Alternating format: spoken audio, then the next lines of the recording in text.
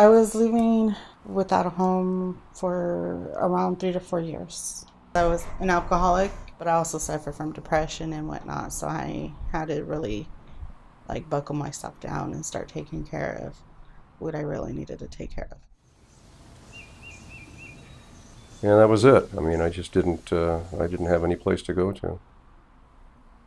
And that won't happen again, hopefully. And that was the first time in my life that I was homeless.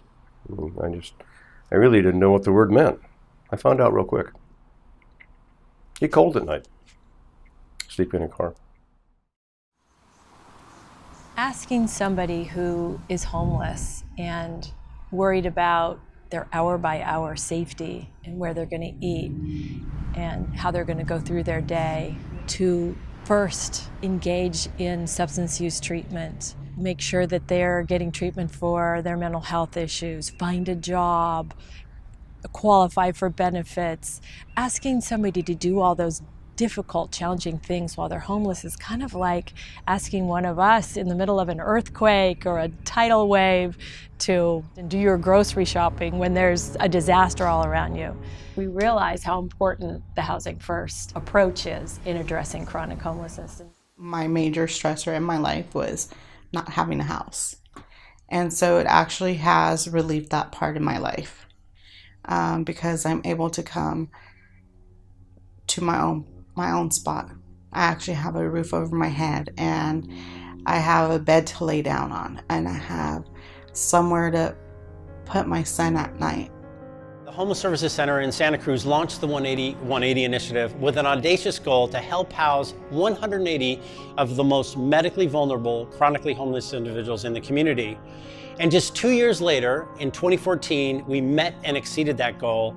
And now, today, in 2017, the multi-agency collaborative effort has helped house nearly 600 individuals across the community.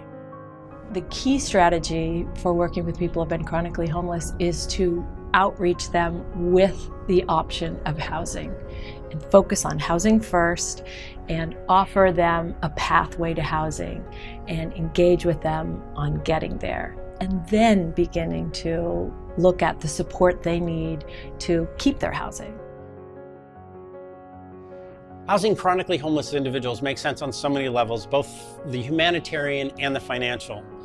For someone to be experiencing homelessness and be on the streets in Santa Cruz County, it can cost upwards of $70,000 to $80,000 in the expensive revolving door of emergency services such as the ER or jail time, where we can house that same individual in the community for somewhere between $17,000 to $22,000. So it's both right for the individual and right for the community.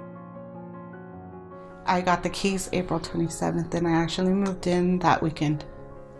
The first thing was my son jumped in the tub. that weekend I felt so relieved. I was like, my own place. And so since I have been where I've been, done what I've done, I'm gonna use my experience to help others. There are people that have demons that they can't get rid of, so they lose everything for whatever reason, and then you see them all the time. And I used to just, I don't do that anymore.